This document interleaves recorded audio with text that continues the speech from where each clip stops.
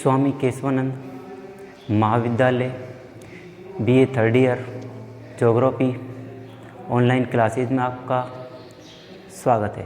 तो देखिए बच्चों, अपना अध्याय फर्स्ट चल रहा है, ठीक है। विश्व के संदर्भ में एशिया, अर्थात हमारी जो किताब है वो एशिया का भूगोल है और विश्व के संदर्भ में एशिया के बारे में हम अध्ययन कर रहे हैं, ठीक है। तो पिछले वीडियो में पढ़ा था आपने एशिया की भौगोलिक स्थिति, ठीक है, उसका अक्षांशीय देशांतरीय विस्तार, उसकी लंबाई चौड़ाई, ठीक है, इन सभी के बारे में हमने क्या किया था, अध्ययन किया है। आज देखते हैं हम भौगोलिक विविधताएं, ठीक है। तो देखिए भौगोलिक विविधताओं के अंतर्गत एशिया विश्व का सबसे बड़ा महाद्वीप है। तो एशिया का विशाल आकार होने के साथ साथ इसमें विश्व के प्रदेशों में अनेक विभिन्नताएं पाई जाती हैं। इसलिए एशिया को विविधताओं का देश कहा जाता है, महाद्वीप कहा जाता है, ठीक है। तो देखिए बच्चों, इसमें कौन कौन सी विविधताएं पाई जाती हैं, एक महाद्वीप से दूसरे महाद्वीप में, एक देश से दूसरे देश में क्या क्या भौतिक विविधताएं पाई जाती हैं। तो जिसके अंतर्गत पहला पॉइंट आता है हमारा भू आकृति स्वरूप, ठीक है। तो देखिए भू आकृति स्वरूप के आधार पर इसके अंतर्गत एशिया महाद्वीप का जो धरातल है वो समान नहीं है। एशिया महाद्वीप का धरातल क्या नहीं है, समान नहीं है। कहीं पर पर्वत हैं तो कहीं पर पठारी क्षेत्र हैं तो कहीं पर मैदानी क्षेत्र पाए जाते हैं और कहीं पर मरुस्थलीय क्षेत्र हैं। इसलिए एशिया महाद्वीप का जो धरातल है वो समान नहीं है, ठीक है। तो देखिए बच्चों, एशिया में विश्व की सबसे ऊंची चोटी, अर्थात विश्व की सबसे ऊंची पर्वत चोटी, ठीक है, एशिया महाद्वीप में पाई जाती है। विश्व की जो सबसे ऊंची पर्वत चोटी है, ठीक है, इसकी सबसे ऊंची पर्वत चोटी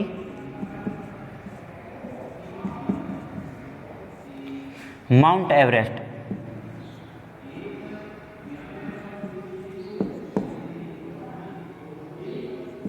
ठीक है। विश्व की सबसे ऊंची पर्वत चोटी हिमालय पर्वत पर माउंट एवरेस्ट 8,848 एशिया महाद्वीप में पाई जाती है, ठीक है। और विश्व के सबसे गहरा स्थान, विश्व का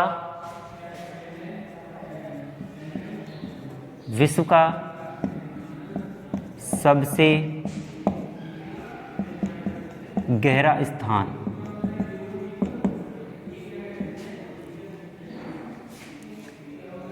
मेरियाना,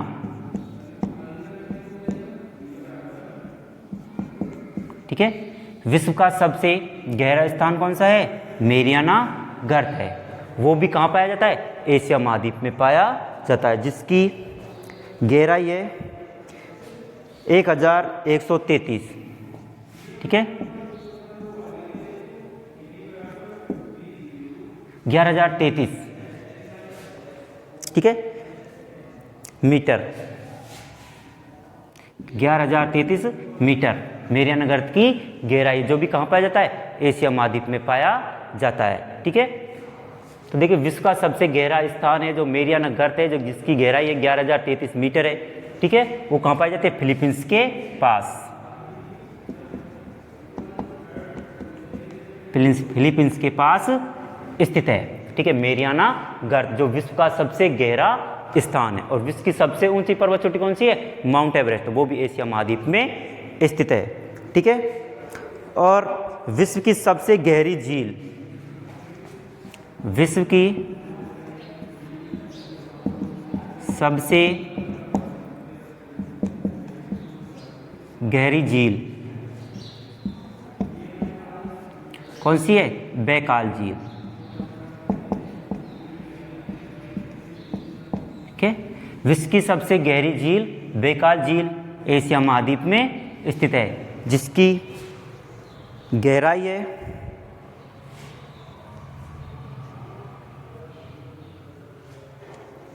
1185 मीटर। ठीक है, ये कहाँ पाई जाती है? बैकाल झील, रूस। ठीक है, विश्व की सबसे गहरी झील बैकाल झील है, जिसकी गहराई है, ठीक है, 1185 मीटर। तो देखो, ये तो गड्ढा है, एक मेरियाना गर्त है, और ये क्या है? एक झील है, विश्व की सबसे गहरी झील बैकाल झील, जो कि रूस में पाई जाती है, उसके साइबेरिया क्षेत्र में। ठीक है, तो इस प्रकार ये सबसे गहरी झील है बैकाल झील। और विश्व के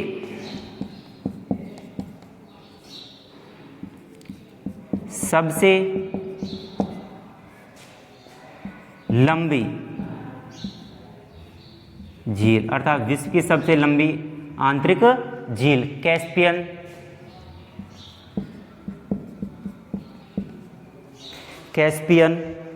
ठीक है,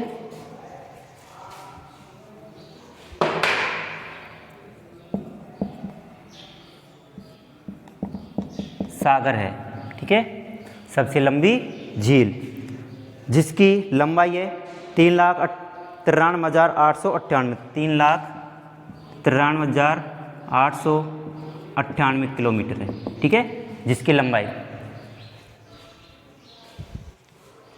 तो इस प्रकार इसकी भूआकृति स्वरूप में, ठीक है, एक देश से दूसरे देश में, एक प्रदेश से दूसरे प्रदेश में, एक क्षेत्र से दूसरे क्षेत्र में, ठीक है, भौगोलिक विविधताएं पाई जाती है, क्योंकि यहाँ पर, ठीक है, एशिया महाद्वीप में धरातल क्या नहीं है? समान नहीं। कहीं पर पर्वत है तो कहीं पर पठारी क्षेत्र है, तो कहीं पर मैदानी क्षेत्र, तो कहीं पर मरुस्थलीय क्षेत्र पाए जाते हैं। तो भूआकृति के आधार पर ये सभी विविधताएं पाई जाती है। ठीक है, जो कि एशिया महाद्वीप में पाई जाती हैं, एक क्षेत्र से दूसरे क्षेत्र पर। ठीक है, दूसरा पॉइंट आता है जलवायु।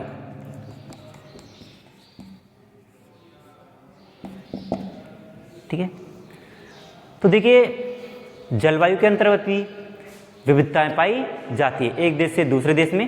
ठीक है, एक देश से दूसरे देश में, एक महाद्वीप से दूसरे महाद्वीप में जलवायु विविधताएं पाई जाती है। किसी देश की जलवायु उष्ण है तो किसी की शीतोष्ण है, तो किसी की उपोष्ण कटिबंधीय जलवायु पाई जाती है। तो इस प्रकार एशिया महाद्वीप की जो अधिकतर देशों की जो जलवायु बताई गई है, वो कैसी बताई गई है? मानसूनी जलवायु पाई जाती है। तो इसी प्रकार एक और जहां एशिया में विश्व का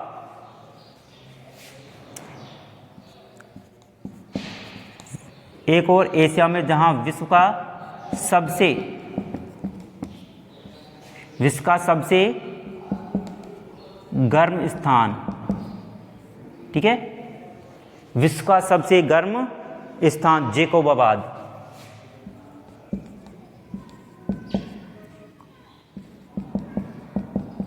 ठीक है, पाकिस्तान। ठीक है, विश्व का सबसे गर्म स्थान कहाँ है? पाकिस्तान में, जो जैकोबाबाद है। ठीक है, जहाँ का तापमान 59 डिग्री सेल्सियस होता है। ठीक है, विश्व का सबसे गर्म स्थान कौन सा है? ठीक है, तो यह स्थान भी कहाँ पाया जाता है? एशिया महाद्वीप में पाया जाता है, जो कि विश्व का सबसे गर्म स्थान है जैकोबाबाद। ठीक है, जैकोबाबाद जो कहाँ है?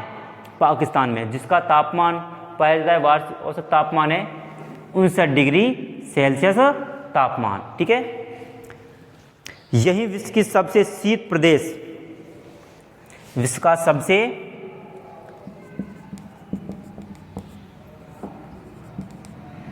शीत प्रदेश, ठीक है, अर्थात एशिया में ही विश्व का सबसे शीत प्रदेश, ठीक है, बर्फ हो या ना,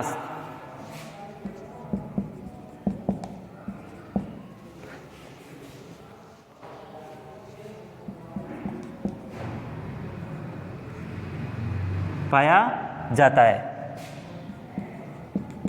रूस में, ठीक है, जहाँ का औसत तापमान होता है -68 डिग्री सेल्सियस।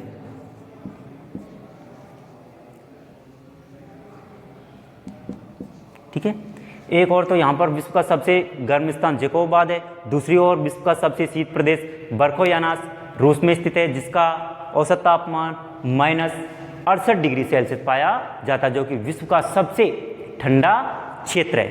ठीक है, बर्खोयानास रूस के अंदर, ठीक है, विश्व का सबसे ठंडा शीत प्रदेश। ठीक है, इसी प्रकार एशिया महाद्वीप में विश्व का सर्वाधिक वर्षा वाला स्थान, एशिया महाद्वीप में विश्व का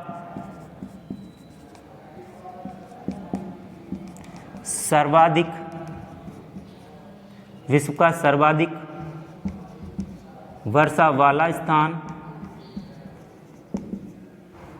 ठीक है, खासी पहाड़ियों में स्थित मौसिनराम,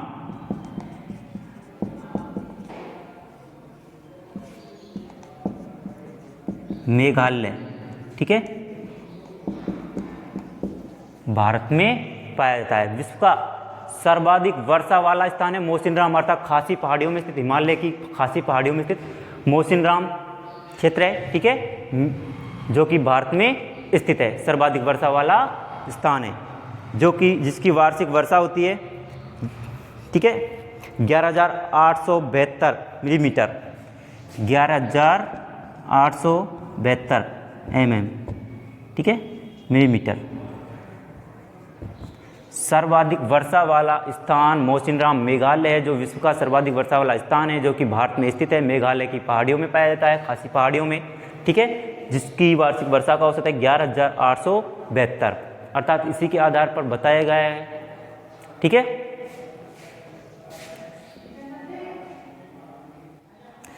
तो यहाँ पर बताया गया है कि एक जीके का प्रश्न बनता है इसके अंतर्गत कि विश्व में सर्वाधिक वर्षा वाला स्थान मौसिनराम मेघालय है।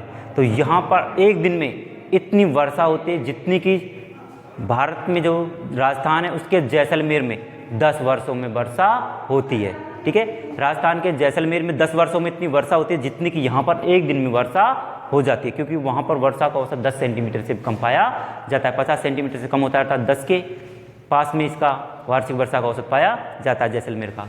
ठीक है, तो इस प्रकार सर्वाधिक वर्षा वाला जो स्थान है वो मौसिनराम मेघालय होता है। ठीक है, और यही विश्व का सबसे कम वर्षा वाला क्षेत्र, यही विश्व का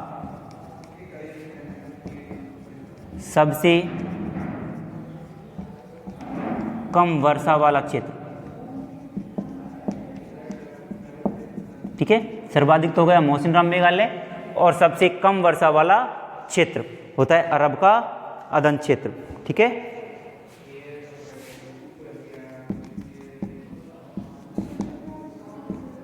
अरब का अदन क्षेत्र है। ठीक है, जहाँ पर वार्षिक वर्षा का औसत 10 मिलीमीटर से भी कम होता है।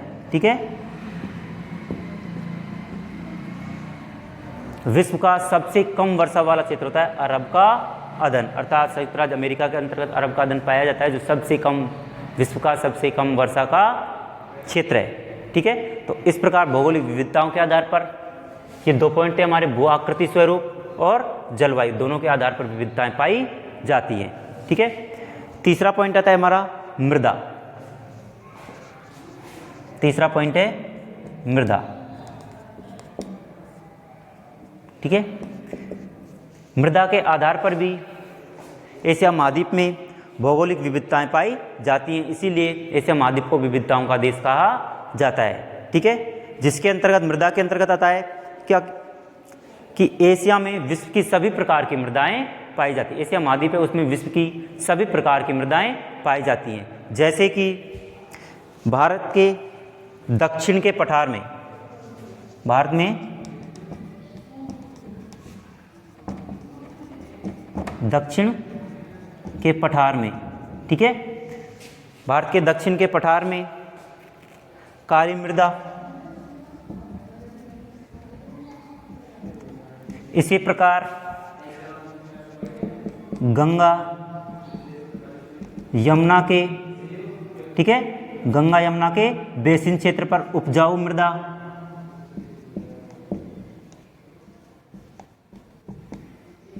ठीक है, गंगा यमुना का जो बेसिन क्षेत्र होता है वहां पर उपजाऊ कहाँ पर मृदा पाई जाती है, जलोढ़ मृदा पाई जाती है। इसी प्रकार यहाँ पर इसे महाद्वीप के अंतर्गत विभिन्न प्रकार के मरुस्थलीय क्षेत्र भी पाए जाते हैं, जैसे कि थार का मरुस्थल है, ठीक है, इन क्षेत्रों पर लवणीय मृदा हो गई, खारी मृदा हो गई, रेतीली मृदा हो गई, ठीक है। थार का मरुस्थल है, गोबी का मरुस्थल है, ठीक है, थार का मरुस्थल, गोबी का मरुस्थल और ठीक है, तकला मकान का मरुस्थल,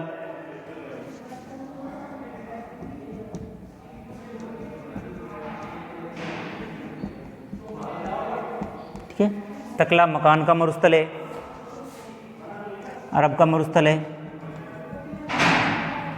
इस प्रकार के मरुस्थलीय क्षेत्र पाए जाते हैं, ठीक है। इसी प्रकार यहाँ पर यहाँ की मृदा में विविधता देखने को मिलती है, ठीक है। अर्थात एशिया महाद्वीप में विश्व की सभी प्रकार की मृदाएं पाई जाती हैं, तो इसी प्रकार एशिया में एक क्षेत्र से दूसरे क्षेत्र पर मिट्टी के आधार पर विविधताएं पाई जाती हैं। जैसे कि जो हमारा भारत है, इसके अंतर्गत जो दक्षिण का पठार होता है वहाँ पर काली मृदा पाई जाती है, ठीक है। इसी प्रकार गंगा यमुना का दोआब क्षेत्र पाया जाता है, ठीक है। नदी बेसिनी क्षेत्र होता है वहाँ पर उपजाऊ जलोढ़ मृदा पाई जाती है। इसी प्रकार यहाँ पर रेतीली लवणीय मृदा पाई जाती है, जो कि मरुस्थलीय क्षेत्रों पर होता है, जहाँ पर वर्षा की मात्रा कम पाई जाती है, जैसे कि थार का मरुस्थल है राजस्थान में, भारत के राजस्थान में, ठीक है, पश्चिमी राजस्थान के अंतर्गत। इसी प्रकार गोबी का मरुस्थल है चीन में, तकला मकान का मरुस्थल है चीन में, अरब का मरुस्थल है, ठीक है, सऊदी अरब के अंतर्गत। तो इन सभी में लवणीय और रेतीली मृदा पाई जाती है। तो इस प्रकार कह सकते हैं हम कि मृदा के आधार पर भी एशिया महाद्वीप में एक क्षेत्र से दूसरे क्षेत्र पर विविधताएं पाई जाती हैं, ठीक है। नेक्स्ट पॉइंट आता है प्राकृतिक वनस्पति। चौथा पॉइंट है प्राकृतिक वनस्पति।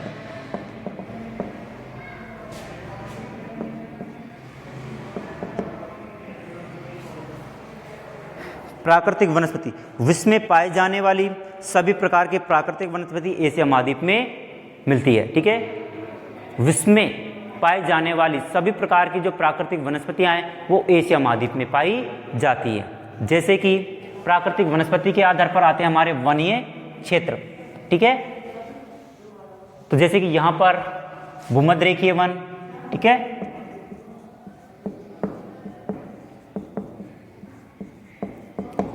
और सदाबहार वन, ठीक है, सदाबहार वनों के साथ साथ पतझड़ वन, ठीक है, और मरुस्थलीय वन, डेल्टाई वन, ठीक है, और घास के मैदान। इस प्रकार यहाँ पर सभी प्रकार की वनस्पतियाँ पाई जाती हैं जो कि विश्व में मिलती हैं। तो हम कह सकते हैं कि यहाँ पर भूमध्यरेखीय वन है, ठीक है, सदाबहार वन है,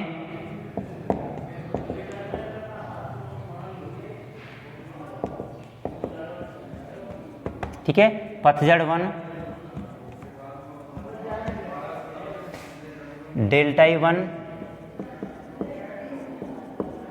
मरुस्थलीय वन,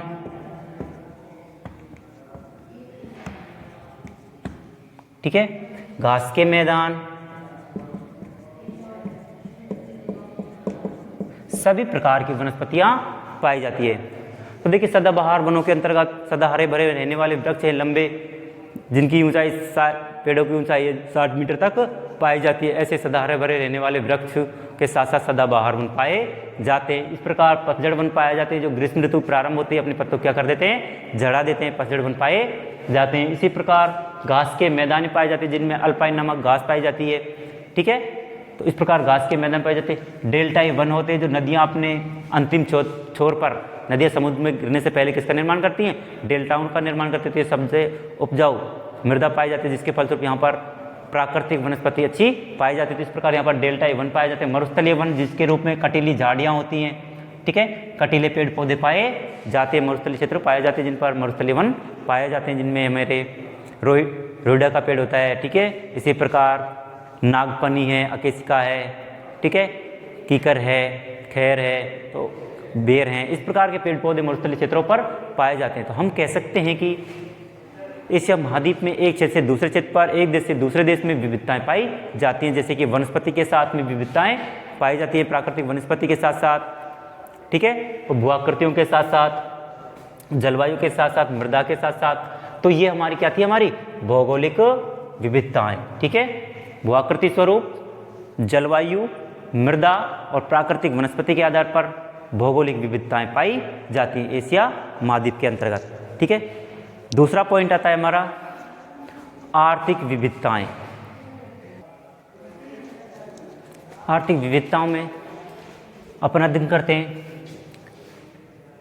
ठीक है। तो फर्स्ट पॉइंट में आपने पढ़ा था भौगोलिक विविधताएं, जिसके अंतर्गत अपने प्राकृतिक विशेषताओं के आधार पर एशिया में भौगोलिक विविधताएं देखी थी, ठीक है। अब दूसरा पॉइंट आता है हमारा आर्थिक विविधताएं, अर्थात आय के आधार पर, ठीक है, जिसके द्वारा आय की प्राप्ति होती है, ठीक है, और हमारी आवश्यकताओं क्या होती है, पूर्ति होती है। तो इस प्रकार आर्थिक विविधताओं में पहला पॉइंट आता है हमारा कृषिगत विविधता, ठीक है। कृषि के आधार पर एक क्षेत्र से दूसरे क्षेत्र में, एक प्रदेश से दूसरे प्रदेश में, ठीक है, आर्थिक विविधताएं पाई जाती है। तो देखिए कृषिगत विविधताओं में विभिन्न प्रकार की मिट्टियों के पाए जाने से एशिया महाद्वीप में विश्व की विभिन्न प्रकार की मृदाएं पाई जाती हैं, पाए जाने से यहाँ भिन्न प्रकार की कृषि की जाती है। विभिन्न प्रकार की मिट्टी मिलने के साथ साथ, ठीक है, भिन्न प्रकार की कृषि कार्य किया जाता है, ठीक है। जैसे कि यहाँ एशिया में खाद्यान्न की कृषि अधिक की जाती है, जो मानव का खाद्य के रूप में मानव प्रयोग करता है, ऐसी फसलों का उत्पादन एशिया महाद्वीप में सर्वाधिक मात्रा में किया जाता है। जो खाद्य फसलें होती हैं हमारे, चावल है, गेहूँ है, ठीक है, तो ये हमारी खाद्य फसलें होती हैं, तो इनका उत्पादन सर्वाधिक मात्रा में एशिया महाद्वीप में किया जाता है। तो खाद्यान्नों के साथ साथ यहाँ पर बागाती कृषि कार्य भी किया जाता है, बागवानों का कृषि कार्य भी यहाँ पर किया जाता है खाद्यान्नों के साथ साथ। तो बागाती कृषि के अंतर्गत हम बागान लगाते हैं, जैसे चाय के बागान है, कॉफ़ी के बागान है, तो इस प्रकार के बागान भी यहाँ पर, ठीक है, एशिया महाद्वीप में अधिक मात्रा में पाए जाते हैं। एशिया में इस प्रकार बताया गया है कि एशिया में 94% जूट का उत्पादन किया जाता है, 92% प्राकृतिक रबड़, ठीक है, 93% धान, 51% चाय, 61% खजूर, 61% है वो खजूर पैदा किया जाता है। तो एशिया महाद्वीप में विश्व में कृषि का जो उत्पादन किया जाता है उसका बताया गया है कि जैसे यहाँ पर एशिया में 94% है जो जूट का उत्पादन किया जाता है, ठीक है, 92% प्राकृतिक रबड़ का उत्पादन होता है, ठीक है, और 93% धान चावल है, ठीक है, 51% चाय है, 61% खजूर है, इनकी पैदावार की जाती है, ठीक है। वहीं कॉफ़ी है, चुकंदर है, जैतून है, इनका अभाव पाया जाता है, इनका तो उपयोग सर्वाधिक मात्रा में किया जाता है, ठीक है। प्राकृतिक रबड़ है, जूट है, चावल है, ठीक है, चाय है, खजूर है, इनका तो अधिक मात्रा में उत्पादन किया जाता है, ठीक है। और जो हमारे कॉफ़ी, चुकंदर, जैतून, इनका अभाव पाया जाता है, बहुत कम मात्रा में इनका कृषिगत फसलें प्राप्त होती हैं, ठीक है, अभाव पाया जाता है। तो इस प्रकार चावल, कपास, रेशम, गन्ना, गर्म मसाले, ठीक है, जैसे चावल है, कपास है, रेशम है, गन्ना है और गर्म मसाले आदि का सर्वप्रथम प्रचलन एशिया महाद्वीप से माना जाता है, ठीक है। अर्थात सबसे पहले विश्व में सबसे पहले जिन खाद्यान्न फसलों का उत्पादन किया गया वो कौन सा महाद्वीप है, एशिया महाद्वीप। अर्थात किसके आधार पर, चावल है एशिया महाद्वीप में, ठीक है, सबसे पहले चीन में, ठीक है। इसी प्रकार कपास है, रेशम है, गन्ना है, गर्म मसाले आदि का प्रचलन सर्वप्रथम एशिया महाद्वीप में ही हुआ। इस प्रकार कृषिगत फसलों के आधार पर भी विविधताएं पाई जाती है, ठीक है। हाँ तो बच्चों देखिए आर्थिक विविधताओं में दूसरा पॉइंट आता है हमारा औद्योगिक विविधता, ठीक है। तो औद्योगिक विविधता के आधार पर बताया कि औद्योगिक दृष्टि से एशिया में अनेक विविधताएं हैं, उद्योग धंधों की दृष्टि से, ठीक है, प्राथमिक क्रियाकलाप, द्वितीयक क्रियाकलाप, तृतीयक क्रियाकलाप, तो इनकी दृष्टि से, ठीक है, एशिया में अनेक विविधताएं हैं, क्योंकि जापान यहाँ का सर्वाधिक औद्योगिक प्रदेश है, ठीक है। औद्योगिक प्रक्रियाओं के आधार पर एशिया महाद्वीप में विविधता पाई जाती है, क्योंकि जैसे कि देखा गया है कि जापान है वो यहाँ का सबसे विकसित औद्योगिक प्रदेश है। वहीं दूसरी ओर हम देखते हैं तो भारत है, दूसरी ओर कौन सा है, भारत है, ठीक है। वहीं दूसरी ओर भारत जैसे देशों में औद्योगिक विकास धीमी गति से हो रहा है, वहीं दूसरी ओर भारत जैसे देश हैं अभी विकासशील देश है, तो इनमें औद्योगिक विकास वो धीमी गति से हो रहा है, जबकि जापान है वो विकसित देश है। इसी प्रकार चीन है, ये भी विकसित देश होता है। तो इस प्रकार हम कह सकते हैं कि एशिया महाद्वीप में, ठीक है, औद्योगिक दृष्टि से भी विविधताएं पाई जाती हैं, ठीक है। इसी प्रकार बताया गया है कि जैसे यहाँ कृषि पर आधारित उद्योग अधिक हैं, एशिया महाद्वीप में कृषि पर आधारित उद्योग अधिक पाए जाते हैं, अर्थात कच्चे माल से संबंधित उद्योग हैं हमारे, कृषि से आधारित उद्योग अधिक मात्रा में पाए जाते हैं, जबकि खनिज आधारित उद्योगों का अभाव पाया जाता है। जो खनिज आधारित उद्योग हैं हमारे, उनका क्या पाया जाता है, अभाव पाया जाता है, क्योंकि एशिया महाद्वीप में जापान और चीन को छोड़ करके अधिकतर जो देश पाए जाते हैं वो विकासशील देश हैं, इसलिए वो कच्चे मालों पर कृषिगत आधारित उद्योगों पर निर्भर होते हैं, ठीक है। अभी वो विकसित नहीं है, तकनीकी में अधिक निपुण नहीं है, ठीक है, जापान और चीन को छोड़ करके। तो जो ये ऐसे देश हैं जो तकनीकी और विकास में अधिक आगे हैं, ठीक है। तो इस प्रकार एक देश से दूसरे देश में एशिया महाद्वीप के अंतर्गत विविधताएं, औद्योगिक विविधताएं पाई जाती हैं। तो दूसरा पॉइंट हमारा औद्योगिक विविधता। हाँ, तो बच्चों देखिए आर्थिक विविधताओं में तीसरा पॉइंट है तुम्हारा खनिज संसाधनों की विविधता, ठीक है। तो देखिए खनिज संसाधनों की विविधता के आधार पर बताया गया कि एशिया में, ठीक है, कुछ क्षेत्रों पर अधिक खनिज पदार्थ है तो कुछ क्षेत्रों पर कम खनिज पदार्थ पाए जाते हैं, ठीक है। तो खनिज संसाधनों के आधार पर एशिया महाद्वीप में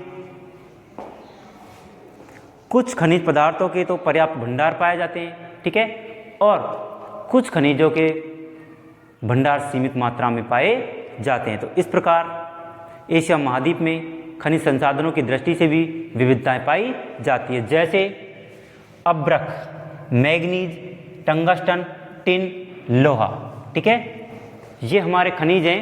अभ्रक है, मैग्नीज है, टंगस्टन है, टिन है, लोहा है, का उत्पादन व भंडार अधिक है। एशिया महाद्वीप में इन खनिज पदार्थों का उत्पादन भी अधिक होता है और भंडार भी अधिक पाए जाते हैं, जबकि सोना, चांदी, निकिल, जस्ता जैसे खनिजों की कमी है, ठीक है। इनके तो यहाँ पर उत्पादन में भंडार एशिया महाद्वीप में अधिक पाए जाते हैं, जबकि जो हमारे जैसे सोना है, चांदी है, निकिल है, जस्ता है, ऐसे खनिजों की कमी पाई जाती है, ठीक है।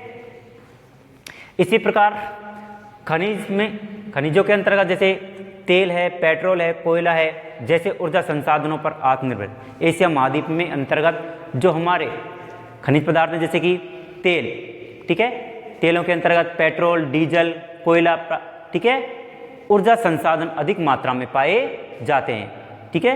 तेलीय जो पदार्थ हैं वो अधिक मात्रा में एशिया महाद्वीप में पाए जाते हैं, इसलिए ही विश्व में सर्वाधिक खनिज तेल का उत्पादन एशियाई कई अरब देशों में है। इसलिए हम कह सकते हैं कि विश्व का सर्वाधिक जो तेल उत्पादन होता है वो अरब देशों में होता है, ठीक है। अर्थात एशिया का पश्चिमी एशिया जो, ठीक है, एशिया महाद्वीप में जो पश्चिमी एशिया की जो अर्थव्यवस्था पूर्णतः खनिज तेल पर निर्भर है, ठीक है। पश्चिमी एशिया की जो अर्थव्यवस्था है वह पूर्णतः किस पर निर्भर है, तेल पर आधारित है। इसी प्रकार कोयले में जैसे हमारे चीन है, ठीक है, भारत है, तो इन संसाधनों की तो क्या पाई जाती है, अधिकता पाई जाती है, और सोना, चांदी, निकिल, जस्ता की क्या पाई जाती है, कमी पाई जाती है। जैसे हमारे सऊदी अरब है, ईरान, इराक, कुवैत है, ठीक है। तो ये क्षेत्र, ये पश्चिमी एशिया के क्षेत्र हैं जिन पर तेल का सर्वाधिक मात्रा में उत्पादन होता है। तो इसलिए यहाँ की जो इन क्षेत्रों की, पश्चिमी एशिया के क्षेत्रों की जो अर्थव्यवस्था है पूर्णतः तेल पर निर्भर होती है, ठीक है। तो ये थे हमारे प्रमुख आर्थिक विविधता में, ठीक है, कृषिगत विविधता, औद्योगिक विविधता, और खनिज संसाधनों की विविधता। तीसरे पॉइंट का अध्ययन हम नेक्स्ट वीडियो में करेंगे। थैंक्स।